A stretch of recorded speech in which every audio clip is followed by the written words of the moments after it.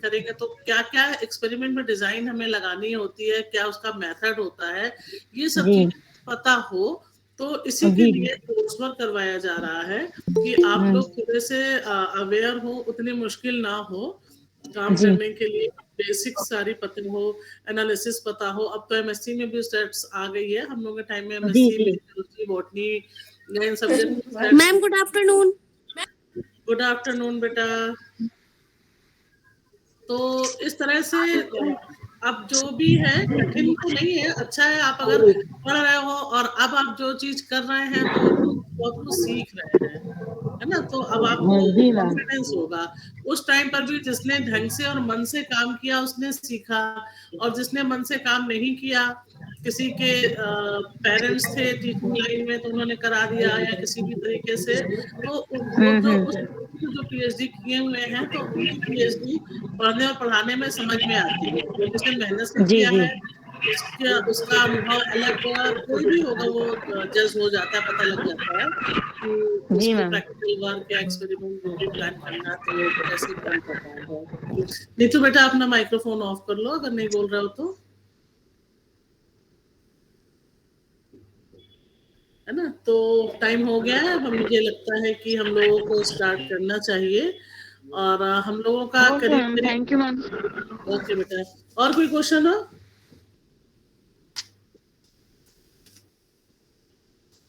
और कोई क्वेश्चन है किसी का?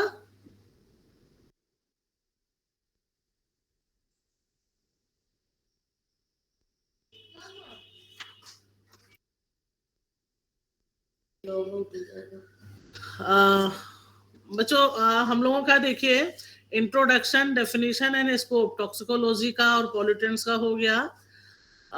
इसके बाद टॉक्सिक एंड टॉक्सिसिटी हो चुका है। डेफिनेशन एंड टाइप्स जो भी थे टॉक्सिक एंड टॉक्सिसिटी की सारी डेफिनेशंस हो गई। फैक्टर्स सारे हो गए जो कि factors influencing toxicity, pH, temperature, reproduction, ये सारे जितने भी थे ये पूरे हो गए। एज, फिजियोलॉजिकल स्टेटस, ये सारी चीजें। डोजेस हो गई LC50, LT50। Toxicants of public health and hazards की भी बात हो गई। पेस्टिसाइड्स, हैवी मेटल्स, फर्टिलाइजर्स हो गए। तो ये पूरा सिलेबस इतना हो चुका है। हमने उस दिन भी बोला था हम लोगों का जो सिलेबस बाकी है वो है जीनोटॉक्सिकोलॉजी और basic test for air, water and soil pollutants. इनके लिए हमारा बेसिक टेस्ट क्या है इस पर हम लोग आज देखेंगे। तो सबसे पहले स्टार्ट करते हैं जीनोटॉक्सिकोलॉजी से। आपको स्क्रीन दिखाई दे रही है? Yes ma'am. ओके। तो देखिए बच्चों, जीनोटॉक्सिकोलॉजी नाम से जैसा कि क्लियर हो रहा है कि जीन और टॉक्सिकोलॉजी, तो इससे आप क्लियर कर सकते हैं कि बात किस चीज की हो रही है। टॉक्सिकोलॉजी जैसा कि हम लोग समझते हैं कि स्टडी ऑफ टॉक्सिकेंट्स या टॉक्सिक मटेरियल की जो हम लोग स्टडी करते हैं वो हो गई टॉक्सिकोलॉजी। अब बात आती है जीनो। जीनो मीन्स जीन। अब जीन के ऊपर जो हमारे टॉक्सिकेंट्स हैं, टॉक्सिक मटेरियल है या केमिकल्स हैं, जब जीन के ऊपर उसका इफेक्ट पड़ता है तो क्या होता है, और उस चीज को जब हम स्टडी करते हैं तो that is known as genotoxicology. Clear हो गया बच्चों? जीनोटॉक्सिकोलॉजी में क्या पढ़ना है आपको। अब आपको डेफिनेशन अगर क्लियर हो गई तो आप लोग बहुत आराम से कोरिलेट कर लोगे कि जीनोटॉक्सिकोलॉजी को, कि जितने भी केमिकल्स हैं, केमिकल्स में बहुत सारे म्यूटाजेंट्स ऐसे होते हैं, रेडियो एक्टिव मटीरियल्स ऐसे होते हैं, प्लास्टिक्स ऐसे होते हैं। तो यानी कि हम ये कह सकते हैं कि जो जो भी टॉक्सिकेंट्स हैं, जो टॉक्सिक मटेरियल हैं, जो कि हमारे को भी जेनेटिक्स को चेंज करते हैं, वो स्टडी हमारी जीनोटॉक्सिकोलॉजी कहलाती है। और इसकी हिस्ट्री और बैकग्राउंड में जाएं तो ये सबसे पहले इसकी ओरिजिन 1900 में हुई। फिर जीन जेनेटिक टॉक्सिसिटी को एक इंडिपेंडेंट ब्रांच के रूप में इसको पढ़ा जाने लगा 1927 से। और उसके बाद फिर जो है इसको 1987 से ये बहुत ज़्यादा पॉपुलराइज हो गया क्योंकि इसको सबसे पहले पब्लिश किया गया था। तो इस तरीके से ये जीनोटॉक्सिकोलॉजी जो है ये आ गया, चलन में आ गया। अब टॉक्सिकोलॉजी, जीनोटॉक्सिकोलॉजी वर्ड की बात जब हम बात कर रहे हैं तो जीन पर इफेक्ट का क्या मतलब हुआ? जब हमारी बॉडी के अंदर सेल्स हैं, सेल्स के अंदर डीएनए आरएनए है, डीएनए आरएनए का स्ट्रक्चर आपको अच्छे से क्लियर है कि उसमें न्यूक्लियोटाइड और न्यूक्लियोसाइड होते हैं। न्यूक्लियोटाइड का मतलब, न्यूक्लियोटाइड और न्यूक्लियोसाइड आप लोग समझते होंगे, यानी कि जब purine, pyrimidine, base, phosphorus and sugar तीनों मिलते हैं तो हम इसको न्यूक्लियोटाइड कहते हैं। अब यहाँ पर न्यूक्लियोटाइड में कोई भी कंटेंट अगर अपने प्लेस से दूसरी प्लेस पर चला जाए, यानी कि न्यूक्लियोटाइड के सीक्वेंस में अल्ट्रेशन हो, या पर्टिकुलर कोई जो प्रोटीन बन रही है, तो प्रोटीन आप लोग जानते हैं कि प्रोटीन कैसे बनती है? प्रोटीन सिंथेसिस में, यानी कि प्रोटीन बनती है अमीनो एसिड से। तो अमीनो एसिड के सीक्वेंस में कोई डिस्टरबेंस हो जाए, यानी कि प्रोटीन के स्ट्रक्चर में चेंज हो जाए, तो इस तरीके से प्रोटीन के स्ट्रक्चर में चेंज होने का मतलब क्या हुआ? आप जानते हैं कि प्रोटीन के स्ट्रक्चर में चेंज का मतलब एंजाइम्स या हार्मोन्स या बॉडी की जो सेल्स, ये सारी हमारी प्रोटीन से ही बन रही हैं, तो उनके स्ट्रक्चर में चेंजेस हो जाएंगे। तो यानी कि ये सारे चेंजेस जो है वैसे होंगे, प्लस डीएनए आरएनए में चेंजेस जो होते हैं, आप लोगों ने पढ़ा हुआ है म्यूटेशन एंड क्रोमोसोमल एबरेशन, दोनों चीजों को, यानी कि डिलीशन, डुप्लीकेशन, इन्वर्जन, ट्रांसलोकेशन, इस तरीके का कोई भी चेंज जो होता है, जो डीएनए आरएनए में होता है या क्रोमोसोम के ऊपर हो रहा है, तो इसको हम कहते हैं हमारा जेनेटिक टॉक्सिकोलॉजी या जीनोटॉक्सिकोलॉजी। यही चीज है, यहाँ पर आप देख रहे हैं कि जीनोटॉक्सिक का क्या रिस्क है। अब जीनोटॉक्सिक का रिस्क दो तरफ हम कहें कि एक सोमेटिक सेल्स पर आ रहा है, दूसरा जर्म सेल्स पर आ रहा है। सोमेटिक सेल्स का मतलब जो हमारी बॉडी की जो बाकी सेल्स हैं, सोमेटिक सेल्स का मीन्स हमारा उससे क्या आ रहा है? एक तो एजिंग हो रही है, कार्डियोवैस्कुलर डिजीजेस हो रही हैं, या कैंसर हो रहा है, यानी कि सोमेटिक सेल से इधर। दूसरी तरफ कहें कि जर्म सेल्स अगर प्रभावित होती हैं, तो जर्म सेल्स के प्रभावित होने से हमारी सोमेटिक सेल्स भी प्रभावित हो रही हैं, और इसके साथ साथ स्टेरिलिटी आ रही है, यानी कि स्टेराइल हो रहा है वो एनिमल या वो जीव जो भी है। दूसरा, जेनेटिक डिजीजेस आ रही हैं। जेनेटिक डिजीजेस आप लोगों ने पढ़ी हुई हैं कि किसी सिंगल जीन में चेंज होने से cystic fibrosis, sickle cell anaemia या हीमोफीलिया, इस तरीके के ये डिजीजेस जो है वो कॉज होती हैं। और मल्टी फैक्टोरियल डिजीजेस, जिसमें कि डायबिटीज हो गई, कार्डियोवास्कुलर डिजीजेस हो गई, साइकोसिस हो गई। तो इस तरीके से जो जेनेटिक चेंजेस, यानी कि जर्म सेल्स में अगर म्यूटेशन होता है, तो उसकी वजह से म्यूटेशन कहें या कोई भी टॉक्सिक मटेरियल का इफेक्ट अगर हमारी जर्म सेल्स पर होता है, तो इस तरीके से ये सारे इफेक्ट आते हैं। स्टेरिलिटी के साथ साथ कई बार क्या होता है, जर्म सेल्स में जब हो गया, यानी कि नंबर ऑफ क्रोमोसोम्स में अगर चेंजेस हो जाते हैं, तो आप लोगों ने पढ़ा होगा बहुत सारे सिंड्रोम डेवलप हो जाते हैं, क्लाइनफिल्टर सिंड्रोम, और भी तमाम सारे हैं, डाउन सिंड्रोम। तो ये सारे जो हैं वो जेनेटिक चेंजेस के होने की वजह से, ये एल्बिनिज्म है, ये सारे जेनेटिक डिजीजेस हैं जो कि इनहेरिट तो होती हैं, लेकिन कई बार क्या होता है, इनहेरिटेंस के अलावा जो सडन चेंजेस होते हैं थ्रू म्यूटेशन, उसके द्वारा जो आ जाते हैं, तो ये सारे हार्मफुल इफेक्ट होते हैं जीनोटॉक्सिकोलॉजी, जीनोटॉक्सिक रिस्क जो होते हैं उसको। अब हम इसको क्यों पढ़ें? बात आती है कि जीनोटॉक्सिकोलॉजी की स्टडी को क्यों पढ़ें?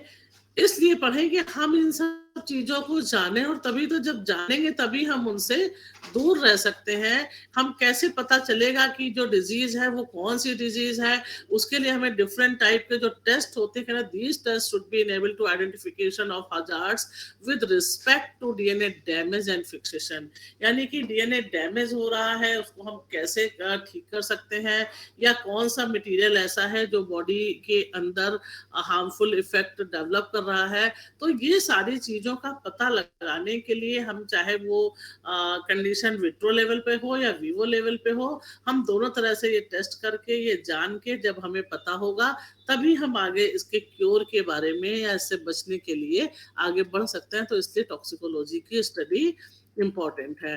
देखिए, टॉक्सिकोलॉजी में जो बात हो रही है कि डायरेक्ट डीएनए डैमेज और इनडायरेक्ट डीएनए डैमेज, यानी कि डीएनए के स्ट्रक्चर में आप लोग को ये पता है कि नाइट्रोजन बेस बेसेस की ये रॉड्स होती हैं, इधर फॉस्फेट बॉन्ड्स होती है और साथ में शुगर लगा होता है। तो इसमें अगर डायरेक्ट डीएनए डैमेज हो रहा है, डायरेक्ट डीएनए डैमेज हो रहा है तो भी अल्टरेशन इन डीएनए होगा, या तो रिपेयर होगा, या सेल वायबिलिटी होगी, या प्रोलिफरेशन होगा।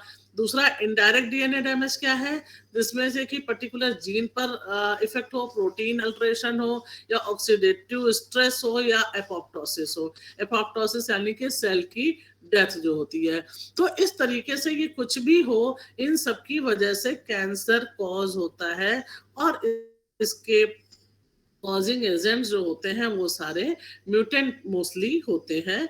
तो इसलिए ये दिखाया गया है relationship between genotoxicity and carcinogenicity में, दोनों में क्या रिलेशनशिप है, ये चीज है। तो ये हो गया जीनो टॉक्सिकोलॉजी की बात। अब ये कह रहे हैं कि किस कौन कौन से कैटेगराइज किया गया है इसको, जो हमारे कैंसर कॉजिंग एजेंट्स यानी कार्सिनोजेन्स, म्यूटाजीन्स एंड टेराटोजीन्स। टेराटोजीन्स क्या होते हैं, टेराटोजेनेसिस आपने जो कि बर्थ डिफेक्ट होता है, और बर्थ डिफेक्ट कॉजिंग एजेंट्स कौन से होते हैं, वो कार्सिनोजीन्स यानी कि जो कैंसर कॉजिंग एजेंट्स होते हैं, म्यूटाजेंस यानी कि जो म्यूटेशन कॉजिंग एजेंट्स होते हैं। अब ये कैंसर कॉजिंग या म्यूटेशन कॉजिंग या टेराटोजेन कॉजिंग एजेंट्स कौन से होते हैं, ये बहुत सारे एजेंट्स हैं। जैसे रिएक्टिव ऑक्सीजन स्पीसीज, यानी कि ऑक्सीजन के बहुत सारे ऑक्साइड्स ऐसे होते हैं, sulphur oxide, nitrous oxide, nitric oxide, बहुत सारे जो ऑक्सीजन के स्पीसीज के हैं, वो एक इस तरीके के एजेंट्स हैं। यूवी रेज है, आयनाइजिंग रेडिएशन है, इनकी वजह से म्यूटेशन या इस तरीके के कॉजेज होते हैं। न्यूक्लियोसाइड एनालॉग्स हैं, टोपो आइसोमरेज इनहिबिटर्स हैं जो आइसोमराइजेशन करते हैं या इनहिबिट करते हैं, और प्रोटीन सिंथेसिस इनहिबिटर्स। ये सारे कुछ ऐसे एजेंट्स हैं जो कि डायरेक्ट या इनडायरेक्ट जो है वो डीएनए को डैमेज करते हैं। अब क्या मैकेनिज्म होता है, मैकेनिज्म आप लोगों ने पढ़ा हुआ है पहले, किसी भी तरीके से डीएनए के स्ट्रक्चर में या तो उसमें लीजन हो जाए, डीएनए का ब्रेकेज हो जाए, डीएनए का फ्यूजन हो जाए, डिलीशन हो जाए, मिस सेग्रीगेशन हो, या नॉन एडजंक्शन, कुछ भी हो सकता है जो कि एक म्यूटेशन को कॉज करेगा। आप लोगों ने क्रोमोसोमल एब्रेशन को अच्छे से पढ़ा है, डिलीशन, डुप्लीकेशन, वही सारी चीजें हैं कि डीएनए के स्ट्रक्चर में किसी भी तरीके से कोई भी डैमेज होता है, उससे जो है जीनोटॉक्सिसिटी कॉज होती है, चाहे वो केमिकल म्यूटाजेनेसिस हो, चाहे वो रेडियो एक्टिविटीज की वजह से हो, या आयनाइजेशन की वजह से हो, कुछ भी हो, तो उसकी वजह से ये डीएनए में कोई भी चेंज होता है, तो उससे जो है जीनोटॉक्सिसिटी डेवलप होती है। अब ये एक दिया हुआ है कि जीनोटॉक्सिकोलॉजी को हम कैसे स्टडी करें, चूंकि यहाँ पर बात आ रही है, आप लोग रिसर्च के बच्चे हो, तो रिसर्च के लिए कुछ ना कुछ ऐसा पता होना चाहिए। जैसे कहा गया है कुछ एक्सपेरिमेंटल मॉडल्स होते हैं। एक्सपेरिमेंटल मॉडल्स कौन कौन से होते हैं स्टडी करने के लिए, नॉर्मली या तो ड्रोसोफिला ली जाती है, मतलब ये नॉर्मल एक्सपेरिमेंट की हम बात कर रहे हैं, कि आपने देखा है ज्यादातर एक्सपेरिमेंट्स होते हैं या तो ड्रोसोफिला के ऊपर होता है, वो एक एक्सपेरिमेंटल मॉडल है हमारा। फिश हमारा एक एक्सपेरिमेंटल मॉडल है। कुछ बर्ड्स लेते हैं, कुछ फ्रॉग लेते हैं, या फिर चिकन्स जो फाउल है, फाउल के ऊपर भी बहुत सारी एक्सपेरिमेंट्स किए जाते हैं। तो यानी कि जिस भी ऑर्गेनिज्म के ऊपर हम एक्सपेरिमेंट करते हैं वो हमारा कहलाता है एक्सपेरिमेंटल मॉडल, यानी कि आप मॉडल कौन सा सिलेक्ट कर रहे हो। अब इसके बाद बात आती है कि मॉडल आप जो सिलेक्ट कर रहे हैं, तो देखिए कुछ चीजें तो ऐसी हैं जिनके ऊपर वो लिविंग बीइंग्स है, जिस पर आप काम कर रहे हैं, तो आपको कोई किसी से परमिशन लेने की जरूरत नहीं होती है। लेकिन सपोज करिए अगर आप चिक के ऊपर काम कर रहे हैं, या रैट के ऊपर काम कर रहे हैं, या रैबिट के ऊपर काम कर रहे हैं, इस तरीके से अगर आप किसी एनिमल पर या किसी काऊ पर कर रहे हैं, या मंकी पर कर रहे हैं, इस तरीके से कोई भी वर्टिब्रेट या बड़े ऐसे ऑर्गेनिज्म के ऊपर आप काम कर रहे हैं, तो आपको सबसे सबसे पहले एक एथिकल कमेटी होती है हर इंस्टीट्यूट, और इंस्टीट्यूट में नहीं है तो यूनिवर्सिटी लेवल पर एक एथिकल कमेटी बनाई जाती है जिसका एक रजिस्ट्रेशन होता है, जिसका हेड ऑफिस बेंगलोर में है। वहां से आपको एथिकल कमेटी से उसका अप्रूवल लेना होता है कि हाँ, हमको मंकी पर रिसर्च करना है, या हमको रैट पर करना है, या हम चिप पर कर रहे हैं। तो उसमें वहां से आपको उस एथिकल कमेटी से कि किस लेवल तक, अगर आप मंकी पर, रैबिट पर काम कर रहे हैं, तो आप किस लेवल तक जो है काम करेंगे, और जिससे उसको नुकसान भी ना पहुंचे, या जैसा भी हो, गिनी पिग है, ये कुछ जो एक्सपेरिमेंटल मॉडल है इन पर काम किया जाता है। तो इसके लिए बात आती है कि एक्वेटिक पर अगर हम लोग बात करें, जिसमें एथिकल कमेटी में भी जाने की जरूरत नहीं पड़ती है, तो वो है फिश। फिश एक एक्वेटिक जीनोटॉक्सिसिटी के लिए बहुत सुटेबल मॉडल के रूप में डेवलप्ड है। और ऐसा क्यों है? क्योंकि देखिए, एक्वेटिक मीडियम में जो है वो agricultural waste, chemical, heavy metals, ये सारे पानी में जाते हैं, और ये जो फिश है, फिश बहुत उसके लिए सेंसिटिव होती है।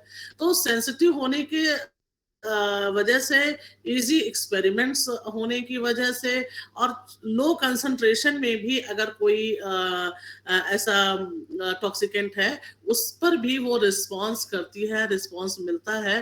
तो इस वजह से ये कुछ जो उसके इजी हम कर सकते हैं, और उसके ऊपर इजिली इफेक्ट पता लग जाता है।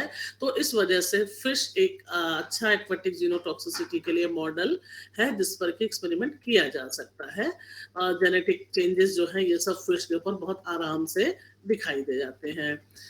Genotoxicity due to heavy metals, जैसा कि पता है कि अभी तो हम लोगों ने बात किया कि केमिकल्स की वजह से, दूसरा रेडिएशन की वजह से, और सारी चीजें, लेकिन बहुत सारे हैवी मेटल्स हैं जो कि जीनोटॉक्सिसिटी डेवलप करते हैं। जैसे मरकरी क्या करती है? मरकरी टॉक्सिसिटी फॉर क्लैरियस पेट्रिकस, एक फिश है क्लैरियस पेट्रिकस, और ये अपने थोड़ा सा यहाँ इटैलिक नहीं किया है इसको। तो ये क्या करती है? इसमें हीमोग्लोबिन कम होते हैं, इरिथ्रोसाइट्स कम हो जाते हैं। तो इस तरीके से हमें डिफरेंट उस पर, अब ऐसे एक्सपेरिमेंट करने के लिए क्या है, हम फिश को हमने लिया, उसको अलग अलग एक्वेरियम में रखा, कुछ में हमने जो है वो मरकरी का कुछ डोज दिया, दूसरे में एक डोज, मतलब अलग अलग कंसंट्रेशन की डोज दें, और फिर एक में कोई डोज ना दें। अब हम उसके बाद उस पर इफेक्ट देखें, उसके ब्लड में हम देखें कि क्या इफेक्ट हो रहा है, या उसकी माइक्रोटोमी करें तो उसके lungs, liver, kidney, different organs में हम देखें कि जो नॉर्मल फिश है, यानी कि जिस पर कोई ट्रीटमेंट नहीं है, या जिसमें मरकरी का या कैडमियम का या हैवी मेटल्स दिए गए हैं, उनका अगर इफेक्ट हो रहा है तो क्या चेंजेस आ रहे हैं, उसको देखा जा सकता है। Genotoxicity due to the microbial toxins, यानी कि हैवी मेटल्स के अलावा बहुत सारे माइक्रोब्स हैं ऐसे, जो कि हमने बताया था टॉक्सिन और टॉक्सिकेंट का डिफरेंस, कि टॉक्सिन जो है वो हमारे लिविंग बीइंग्स से, चाहे बैक्टीरिया हो, प्लांट्स हो, एनिमल्स हो, उससे जो निकलता है उसको हम टॉक्सिन बोलते हैं। तो बहुत सारे माइक्रोब्स हैं जिनके द्वारा कि टॉक्सिन मटेरियल कॉज करते हैं, एपोप्टोसिस करते हैं, यानी कि सेल डेथ के लिए। वो एग्जांपल है कि genotoxicity caused by microcystin, LR and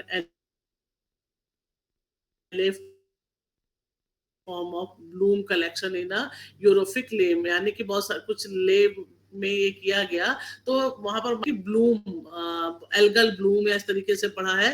तो इसकी वजह से जो ब्लूम कलेक्ट हुआ और उसमें स्टडी किया गया, ये LD50 और ये, तो इस तरीके का रिजल्ट पाया गया, यानी कि ये देखा गया कि कुछ माइक्रोबियल टॉक्सिन जो होते हैं उनकी वजह से भी टॉक्सिसिटी होती है। तो ये तो बात हो गई जीनोटॉक्सिकोलॉजी की। जीनोटॉक्सिकोलॉजी बच्चों क्लियर हो गया आपको? किसी को कोई यस चीज मैम। पूछनी है इसमें? ठीक है। मतलब मेन चीज बस टॉक्सिकेंट्स की वजह से जो चेंजेस हो रहे हैं, दैट इज जीनोटॉक्सिकोलॉजी। और जेनेटिक चेंजेस कैसे होते हैं, ये आप लोगों ने पूरा पढ़ा हुआ है।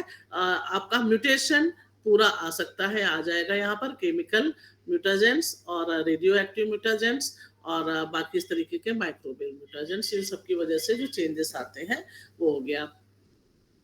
अब हम लोग आते हैं टेस्ट की तरफ। जो हम लोगों को जैसे वाटर को सबसे पहले लेते हैं, तो वाटर को सबसे लेते हैं तो क्यों हमें, why do we do water quality testing? Water quality testing की जरूरत क्यों पड़ रही है? वाटर क्वालिटी की चूंकि हम ये देख रहे हैं कि हमारे पास जो ड्रिंकिंग वाटर है वो बहुत कम मात्रा में है। पानी तो बहुत है अर्थ के ऊपर, लेकिन पूरे पानी को हम यूज नहीं कर सकते हैं। तो इसलिए हमको ड्रिंकिंग वाटर चाहिए, और ड्रिंकिंग वाटर में भी पोल्यूशन होता जा रहा है। जो भी हमारे रिसोर्सेज क्या है ड्रिंकिंग वाटर के, हमारे तो जो बिलो अर्थ है, यानी कि जो हम निकालते हैं वो कुएं के द्वारा या नल के द्वारा जेट पंप लगा के किसी भी तरीके से जो हम बाहर निकालते हैं, हमारी नदियां हैं, हमारी लेक्स हैं, या पॉन्ड्स हैं, पोखरे जिनको बोलते हैं। तो इस तरीके से ये सारे जो है ड्रिंकिंग वाटर के कुछ रिसोर्सेज हैं। लेकिन हम लोग देख रहे हैं कि जो नदियां हैं जिनका पानी पिया जा सकता है वो भी पोल्यूटेड हो रही हैं। जो हमारे कुएं हैं, कुओं में भी ग्राउंड वाटर हमारा पोल्यूशन हो रहा है, हैवी मेटल्स और फैक्ट्रीज के थ्रू डिफरेंट प्लेसेस से जो है वो ग्राउंड वाटर पोल्यूशन हो रहा है। तो इन सबको हम कैसे ठीक रख सकें, इसके लिए जरूरत है कि वाटर क्वालिटी की टेस्टिंग की जाए, और टेस्टिंग हमें पता होनी चाहिए। तो यानी कि ensure safe drinking water, identify problems, कहाँ पर क्या कौन सी प्रॉब्लम है, एडॉप्ट प्रिकॉशनरी मेजर्स क्या हो सकते हैं, वो हमें अगर पता है कि हाँ भाई यहाँ पर ये चीज पोल्यूटेंट है, ये नहीं जाना चाहिए पानी में, तो हम उसको अडॉप्ट करें। Raise awareness, determine the effectiveness of water treatment technologies, select an appropriate water source, influence to supply से, जिससे कि हम खुद भी अवेयर हों, दूसरे को भी अवेयर कर सकें, और साथ में वाटर टेस्टिंग करके ये जान सके कि हाँ ये पानी वाकई क्लियर है या पोल्यूटेड है या क्या है। इन सब चीजों के लिए हमें वाटर क्वालिटी टेस्टिंग की जरूरत पड़ती है। अब बात आती, जब हमें वाटर करना है तो सबसे पहले बात आती किसी भी चीज की, चाहे हम वाटर की बात करें, एयर की बात करें, या हम सॉइल की बात करें, तो सबसे पहला क्वेश्चन होता है सैम्पलिंग। सैम्पलिंग आप लोगों ने पढ़ी होगी अपने जो दूसरा पेपर पढ़ रहे हैं मेथोडोलॉजी का, वहां पर भी आप लोग सैम्पलिंग पढ़ रहे होंगे। रैंडम सैम्पलिंग, कॉन्टिन्यूअस सैम्पलिंग, अलग अलग टाइप की सैम्पलिंग पढ़ी कि नहीं पढ़ी आप लोगों ने? सैम्पलिंग यस पढ़ी मैम। बच्चों? अच्छा, ठीक है, ठीक है।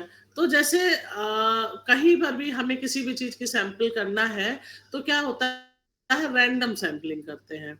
रैंडम सैंपलिंग क्यों करते हैं? पानी की ही हमें टेस्टिंग करना, तो हम एक जगह का पानी टेस्ट करके नहीं कर सकते हैं कि हाँ कानपुर के पानी में क्या चीज है, या गंगा के पानी में कहाँ पर। डिफरेंट डिफरेंट जगहों का पानी हमें लेना है। गंगा का भी अगर हम गंगा वाटर की बात करें कि गंगा वाटर में कैसा है, पोल्यूशन है या नहीं है, हैवी मेटल्स है या नहीं है, तो हमें अलग अलग घाट का पानी लेना है। यानी कि हमने अगर बिठूर से उठाया, दूसरा सिद्धनाथ से उठाया, तीसरा हमने जाजमऊ से उठाया, और चौथा हमने और आगे आगे जाकर के पानी लिया। तो इस तरीके से कानपुर की हम बात करें तो कानपुर में गंगा, और अलग अलग जगहों पर अलग अलग रिजल्ट आप देखेंगे कि आपको मिलेंगे इस वाटर से। तो अब वाटर सैंपलिंग में क्या क्या है, हमें क्या क्या देखना है। एक तो माइक्रोबायोलॉजिकल सैंपलिंग करनी है, यानी कि जो माइक्रोबायोलॉजिकल सैंपलिंग से क्या होता है, इंडिकेटर ऑर्गेनिजम्स उसमें होते हैं, बहुत सारे पैथोजेंस होते हैं, जिसकी वजह से ये हमें पता लगता है कि वहाँ की कंडीशन कैसी है। जैसे हमें डिजोल्व ऑक्सीजन देखना है, तो हमें पता लग जाता है वहाँ पर, वहाँ की मछलियों से, वहाँ के ऑर्गन्स क्या क्या है उनसे भी पता लग जाता है। दूसरा, हमें टेस्टिंग तो हम करते ही करते हैं, तो माइक्रोबियल सैंपलिंग करते हैं वहाँ की। फिर फिजिकल सैंपलिंग, फिजिकल सैंपलिंग में क्या क्या होता है, turbidity, conductivity, total solvent solids, इस तरीके की चीजें जो है हम फिजिकल सैंपलिंग करते हैं। फिर केमिकल सैंपलिंग उस पानी का, जिसमें हम पीएच चेक करें, dissolve oxygen, phosphate, chemical oxygen demand, biological oxygen demand, mineral impurities, iron, manganese, chloride, sodium, lead, इस तरीके से इन सब चीजों की हम है वो सैंपलिंग करने के लिए वाटर लेते हैं के लिए। अब इन सबको अलग अलग अगर देखें क्या है कि टेस्ट टाइप, हमारी टेस्टिंग क्या है, 2 टाइप की, एक तो मोबाइल लेबोरेटरीज़ होती हैं और दूसरी लेबोरेटरीज़ टेस्टिंग होती हैं। मोबाइल लेबोरेटरीज़ की क्या है कि कंट्रोल्ड एनवायरनमेंट, यानी कि इसका हमारे एडवांटेज है कि मोबाइल में कहीं पर भी हम जा कर के वहाँ पर हम इमीडिएटली हम उसका टेस्ट कर सकते हैं। लेकिन इसमें क्या होता है, उसके बहुत स्किल लेबोरेटरी टेक्नीशियन हमें चाहिए होते हैं। दूसरी जो प्रॉपर लेबोरेटरी टेस्टिंग होती है, वहाँ पर क्या है, एक कंट्रोल्ड एनवायरनमेंट होता है वहाँ पर भी, लेकिन हाई लेवल प्रोसीजर, ये दोनों चीज़ें तो सेम है, एडवांटेजेस तो दोनों में है। लेकिन ये क्या है, टेस्टिंग टाइप ऑफ टेस्टिंग, यानी कि हमें सैंपल जो है, दोनों में डिफरेंस ये क्या है कि हमें सपोज करिए कि हम गंगा में माइक्रोबियल टेस्टिंग कर रहे हैं, अब वहां से हमने माइक्रोब्स को उठाया और लैब तक ले गए, तो बहुत सारे माइक्रोब्स हो सकता है जिस एनवायरनमेंट में रहे है वहां से आने में चेंज हो जाते हैं, या हमारा जो सैम्पलिंग का तरीका है, बॉटल है, कंटेनर जिसमें हम उसको इकट्ठा कर रहे हैं, वहां से भी कहीं ना कहीं कुछ ना कुछ चेंजेस आ जाते हैं। तो इस तरीके से 2 टाइप की टेस्टिंग होती है और दोनों को किया जाता है, दोनों ही चीजें पॉसिबल है।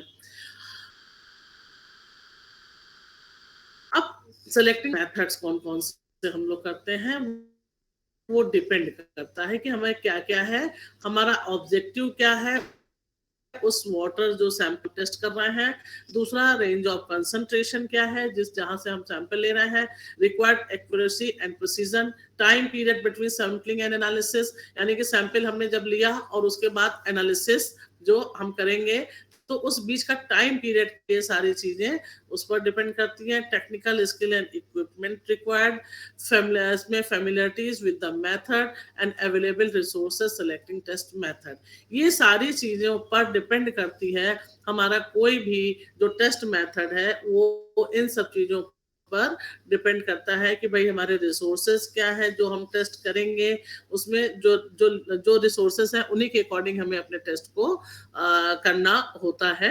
ये नहीं कि अब यहाँ पर फैसिलिटीज नहीं है तो फिर हम क्या करेंगे, कहीं बाहर जाएं, नहीं, वहीं पर कोशिश करते हैं कि जितना है, और कोई बहुत क्रिटिकल है, हमारा ऑब्जेक्टिव ऐसा है कि नहीं हमको वो टेस्ट करना ही करना है, तो उसके लिए बाहर भी सैंपल भेजा जाता है। तो इस तरह से ये डिपेंड, इतने फैक्टर्स पर हमारा मेथड डिपेंड करता है।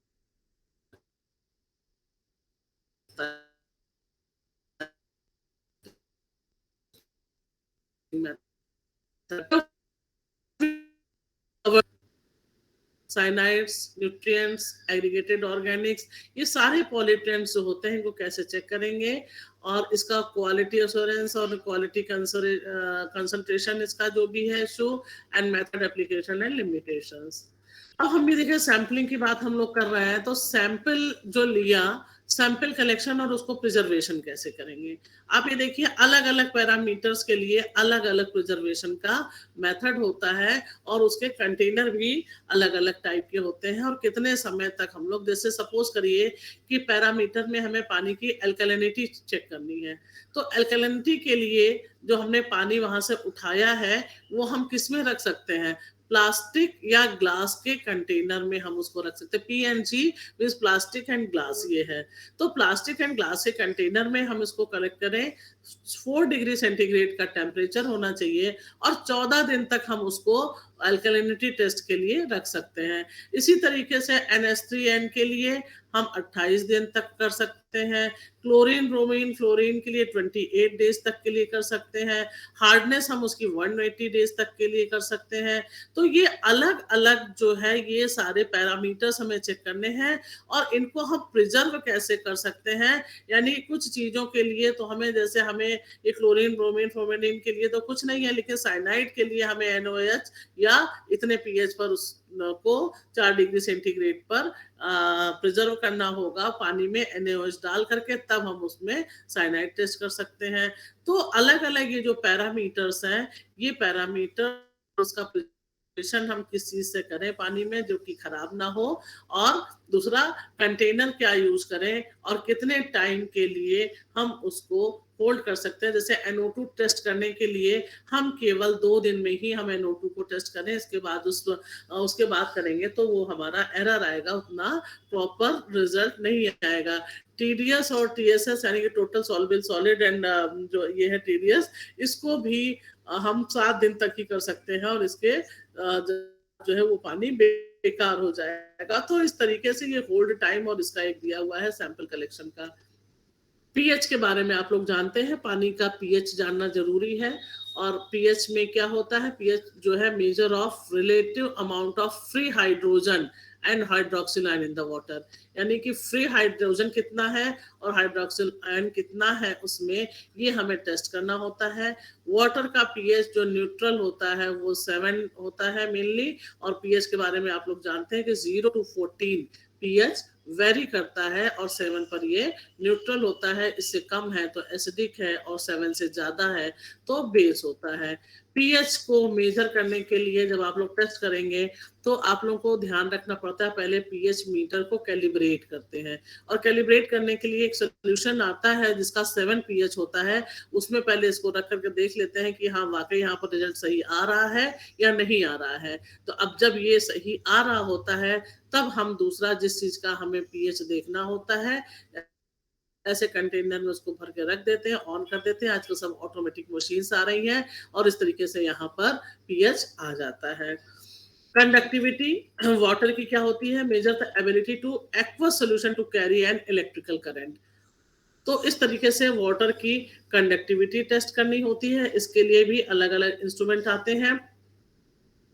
Conductivity can be defined as a major electrical conduction and it shows ability to material to pass a current. It measures ionic strength. It assessed by automated chromatography के द्वारा, UV chromatography, automated chromatography, different chromatography chambers होते हैं। chromatography आप लोगों ने instrument पढ़ा हुआ है, तो उसके द्वारा भी जो है कंडक्टिविटी को असेस कर सकते हैं। Conductivity monitors are used to water purification system and water treatment units में जो है इसको पर्टिकुलर लगाया जाता है। कंडक्टिविटी आप लोगों ने देखा है, तो ये इस तरीके से क्रोमेटोग्राफी और उनके द्वारा हम इसकी कंडक्टिविटी को चेक करते हैं। वाटर की टर्बिडिटी चेक की जाती है, और टर्बिडिटी क्या है, जिसमें सस्पेंडेड मैटर कितने हैं ये चीज देखा जाता है। तो ये भी इस तरीके की ये है, और इसके द्वारा हम लोग इस मशीन के द्वारा हम लोग इसकी टर्बिडिटी को चेक कर सकते हैं। और इसकी जो यूनिट होती है ये नेफ्लोमेट्रिक टर्बिडिटी यूनिट, ये जो देख रहे हैं NTU यानी कि नेफ्लोमेट्रिक टर्बिडिटी यूनिट्स। इसको कभी कभी इसको शॉर्ट फॉर्म इसमें पूछा जाता है, तो इस तरीके से इसकी यूनिट होती है टर्बिडिटी की। तो इसको लेते हैं टर्बिडिटी नेफ्लोमेट्री, यानी कि compare intensity and scattered light, इसको यूज करते हैं इस तरीके से। नेफ्लोमेट्री के द्वारा जो है हम टर्बिडिटी को चेक करते हैं, तो ये इसका इंस्ट्रूमेंट वो है। फिर दूसरा टेस्ट करते हैं फ्री रेजिडुअल क्लोरीन, उसमें से कि यानी कि जो टोटल क्लोरीन है, वाटर में क्लोरीन डिजोल्व होता है, तो टोटल क्लोरीन में हमारा फ्री रेजिडुअल क्लोरीन कितना है, तो इसको भी जो है वो चेक किया जाता है। अलग अलग बहुत सारे इसके भी मेथड्स हैं, हम लोग बहुत डीप में नहीं जा रहे हैं इसके। फ्री रेजिडुअल क्लोरीन का ये मेथड दिया हुआ है। Free chlorine is typically measured in drinking water, disinfection system, chlorine gas or sodium chloride to find whether the water system contains enough disinfectant. Typical level of free chlorine in drinking water are 0.2 to 2.0 milligram, इतना litre पर इसका जो है chlorine होना चाहिए। तो इस तरीके से ये है फ्री रेजिडुअल क्लोरीन को हम ड्रिंकिंग वाटर में हमें पता लगाना है। फ्री रेजिडुअल क्लोरीन के लिए ये चेकर आता है अलग से, जिसमें कि हम सैंपल डालते ही हमको पता लग जाता है। तो इस तरीके से ये है। दूसरा नेक्स्ट फैक्टर है टेम्परेचर वाटर के लिए, कि फिजिकल प्रॉपर्टीज में the water temperature physical properties expressing how hot water as hot cold are both arbitrary terms. Temperature can further be defined as a measurement of a average thermal energy of a substance, यानी कि हमें पता है कि इसमें temperature किससे, जो sunlight है या दूसरे कुछ वाटर रिसोर्सेज जहां से आ रहा है उसकी वजह से चेंजेस होता है उसका टेम्परेचर, या फिर उसमें पोल्यूटेंट कितना कौन सा मिल रहा है उसकी वजह से भी टेम्परेचर जो है वो चेंज होता रहता है। सपोज करिए कोई थर्मल पोल्यूटेंट वहां पर आ रहा है या वहां पर एल्गल ब्लूम्स बहुत ज्यादा है, तो इस तरीके से वहां का पानी चेंज होता रहता है, इसका टेम्परेचर चेंज होता रहता है। तो temperature is an important factor. Alkalinity, जिसमें कि हम जो है ये हमारा डिस्टिल वाटर और जो हमारा सैंपल वाटर है, तो इन दोनों की हम एल्कलिनिटी चेक कर सकते हैं, एसिड न्यूट्रलाइजिंग कैपेसिटी चेक कर सकते हैं। तो इस तरीके से इनकी ये फैक्टर है। बहुत सारे और फैक्टर्स हैं जिस पे हम डिटेल में नहीं गए हैं, जैसे कि वाटर की हार्डनेस चेक करना, वाटर की जो है वो सॉलिड्स उसमें कौन कौन से मिक्स हैं वो है, डिजॉल्व ऑक्सीजन कितनी है ये चेक करना, total iron, boron, sulphate, nitrate, halogen ions, ionic selective electrode, cyanide, ये सारी चीजें जो है वो वाटर के अंदर। दूसरा नाइट्रोजन स्पीसीज का मतलब NO2, NO3, ये जितने भी नाइट्रोजन कंपोनेंट्स हैं वो वाटर में टेस्ट करना। फिर फास्फोरस स्पीसीज, PO3, PO4, जो भी है, फॉस्फेट, फास्फाइड, ये सब फास्फोरस स्पीसीज के कंटेंट को या मेटल्स उसको कंटेंट को चेक करना। Sulphide, BOD, COD, total organic carbon and इसको चेक करना। तो ये सारे पैरामीटर्स हैं जिन्हें कि हमें वाटर में एक बेसिक टेस्ट के रूप में इनको चेक करना होता है। पर्टिकुलर जैसे turbidity, solidity, hardness, heavy metals, dissolve oxygen, BOD, COD, इतने तो ये प्रेफरेबली जो है होते हैं जिनको नहीं करना होता है। और टोटल ऑर्गेनिक कार्बन का एक ये फॉर्मूला होता है कि COD is greater than BOD and greater than TOC, यानी कि total organic carbon.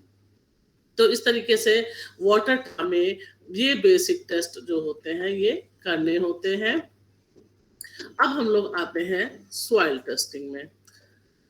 Soil testing क्यों करें, सॉइल टेस्टिंग का क्या मकसद होता है?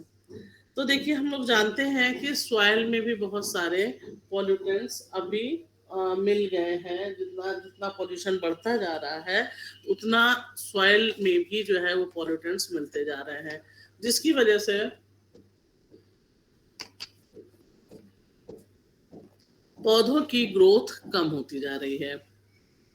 आप लोगों ने सुना होगा पंजाब के बारे में कि पंजाब जो है वो बहुत कृषि में फॉरवर्ड स्टेट है, सबसे ज्यादा कृषि वहां पर होती है।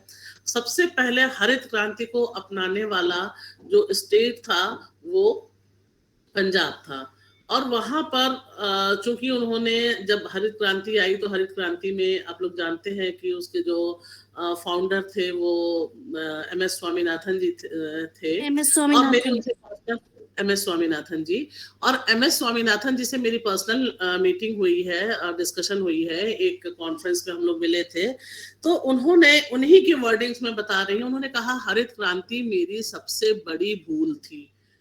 क्यों सबसे बड़ी भूल थी? उस समय की जरूरत थी, क्योंकि उस समय भारत में अकाल थोड़ा पड़ा हुआ था, गेहूं नहीं था, और गेहूं को अमेरिका से आयात किया गया था बाहर से।